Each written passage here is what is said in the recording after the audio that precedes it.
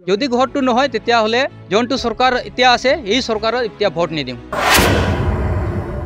যদি আমাৰ UPP চৰকাৰে যদি তেনেকা আমাক হাৰাশাস্তি দিয়ে, যোনটো BTC ইলেকশ্যন আছে যদি তেনেকা কৰে তেতিয়াহ'লে এইবাৰ আমি ভোট নিদিম তাক। নিজৰ আধা বিঘা মাটি বিক্ৰী কৰি এই ঘৰটো কমপ্লিট কৰিম বুলি গৈ আছোঁ। আজিয়ে দলিলটো লিখিছোঁ 40,000 বিক্ৰী কৰা হ'ল, কাৰণ সি পইচা দিয়া নাই কাৰণে আধা বিঘা মাটি মোৰ বেলেগ হাততে গুচি গ'ল। মোৰতো এতিয়া মাটি থকাৰ কাৰণে মই আধা বিঘা মাটি বিক্ৰী কৰি এই ঘৰটো কমপ্লিট কৰিব গৈ আছোঁ, লেকিন যাৰ মাটি নাই তেওঁ কি কৰিব? চোৱা মতে না মোৰ ওচৰত কোৱা মতে 36 ঘৰ বাকী আছে এতিয়াও, একে অৱস্থা।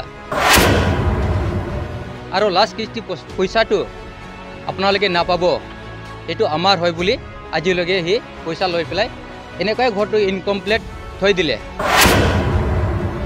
এই ক্ষেত্ৰত মানে পাউলিনা টুডুৰ নামত যোনটো এতিয়া আমি দেখি পাই আছোঁ এই ঘৰটো আমি পাইছিলোঁ, লেকিন ফাৰ্ষ্ট কিস্তি ছেকেণ্ড কিস্তি এইটো ওলোৱা হ'ল, লেকিন লাষ্ট কিস্তি যোনটো 48,9,500 এইটো পইচা মেম্বাৰ হাতত দিছোঁ, লেকিন মানে এই বেংকৰ পৰা ওলোৱাৰ লগে লগে মেম্বাৰে লৈ ল'লে পইচাটো। তাৰপিছে সি কয় যে এইটো পইচা আমি বহুত কষ্ট কৰিছোঁ আৰু লাষ্ট কিস্তি পইচাটো আপোনালোকে নাপাব, এইটো আমাৰ হয় বুলি আজিলৈকে সি পইচা লৈ পেলাই এনেকুৱাই ঘৰটো ইনকমপ্লিট থৈ দিলে।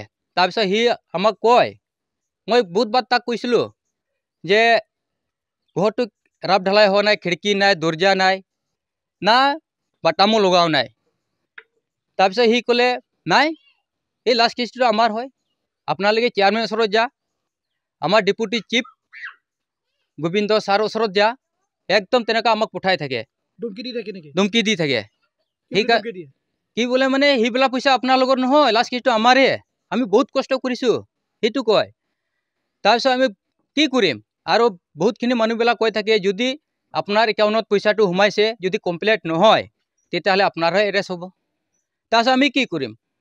সেই গতিকে মই নিজৰ আধা বিঘা মাটি বিক্ৰী কৰি এই ঘৰটো কমপ্লিট কৰিম বুলি গৈ আছোঁ। আজিয়ে দলিলটো লিখিছোঁ আৰু সেই মাটিটো 40,000 বিক্ৰী কৰা হ'ল, কাৰণ সি পইচা দিয়া নাই কাৰণে আধা বিঘা মাটি মোৰ বেলেগ হাততে গুচি গ'ল। দিছিলোঁ মই একবাৰ, লেকিন সি কয় মেম্বাৰ হাতত আপোনালোকে যোগাযোগ কৰ, কিন্তু মেম্বাৰটো সেই তেনেকুৱা তাৰ ওচৰত পঠায়, চেয়াৰমেনৰ ওচৰত, ডেপুটি চিফ ওচৰত পঠায়। আৰু বাকীটো মোৰ চোৱা মতে না মোৰ ওচৰত কোৱা মতে 36 ঘৰ বাকী আছে এতিয়াও, একে অৱস্থা। কিছুমানটো টিং চিংটো মাৰা হ'ল, লেকিন তেনেকুৱা ৰাপ ঢালাই হোৱা নাই। কিন্তু মানে এইটোৱে আমাৰ কাৰেণ্টটো আহিছে দে, লেকিন মেম্বাৰকেইটাৰ হাতত আৰু মেম্বাৰকেইটাই ক'ত পৰা অধিকাৰ পাইছে যে আমাৰ ঘৰৰ পইচা এহেঁতৰ হাতত ল'বৰ কাৰণে। এইটো বহুত দুখ পাইছোঁ। কিন্তু সেইকাৰণে আমি ৰিকুৱেষ্ট কৰোঁ যে যোনটো আমাৰ deputy chief Gobinda Basumatary sir, ইয়াৰ কাৰণে অকণমান চাই দিলেও ভাল আছিল নেকি? কাৰণ চাব এয়া এই পইচা নোপোৱাৰ কাৰণে মোৰতো এতিয়া মাটি থকাৰ কাৰণে মই আধা বিঘা মাটি বিক্ৰী কৰি এই ঘৰটো কমপ্লিট কৰিব গৈ আছোঁ, লেকিন যাৰ মাটি নাই তেওঁ কি কৰিব?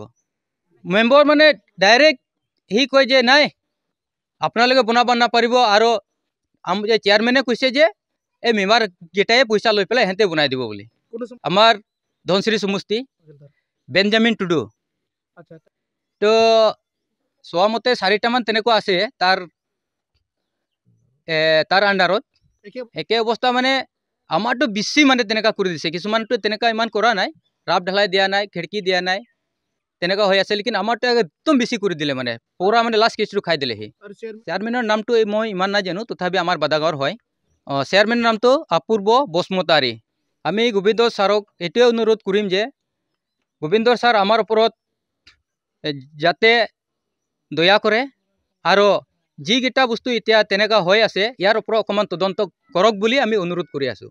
যদি আমাৰ UPP চৰকাৰে যদি তেনেকুৱা আমাক হাৰাশাস্তি দিয়ে আৰু সেই ঘৰখন যদি আমাৰ নিজৰ একাউণ্টত সোমাই পেলাই যদি মেম্বাৰ হাতত যদি চব দি আছে, তেতিয়াহ'লে আমি বহুত দুখ পাইছোঁ। আৰু যদি এতিয়া যোনটো BTC ইলেকশ্যন আছে যদি তেনেকা কৰে তেতিয়াহ'লে এইবাৰ আমি ভোট নিদিওঁ তাক এই ক্ষেত্ৰত এইটোৱে যে আমাৰ এই 3 নম্বৰ মাজুলীকুটি এৰিয়াত তেনেকা হৈছে না বাদ বাকি জায়গাতো তেনেকা হৈ আছে এইটো যাতে ৰাইজসকলে এইটো কিবা কৰক চিন্তা কৰক আৰু ইয়াৰ ওপৰত এহঁতৰ কি ৰায় বা হয় লেকিন আমাৰ 3 নম্বৰ মাজুলীটো এতিয়ালৈকে কমপ্লিট হোৱা নাই কাৰণে আমাৰ বহুত দুখ আছে এইটো যদি ঘৰটো নহয় তেতিয়াহ'লে যোনটো চৰকাৰ এতিয়া আছে এই চৰকাৰৰ এতিয়া ভোট নিদিম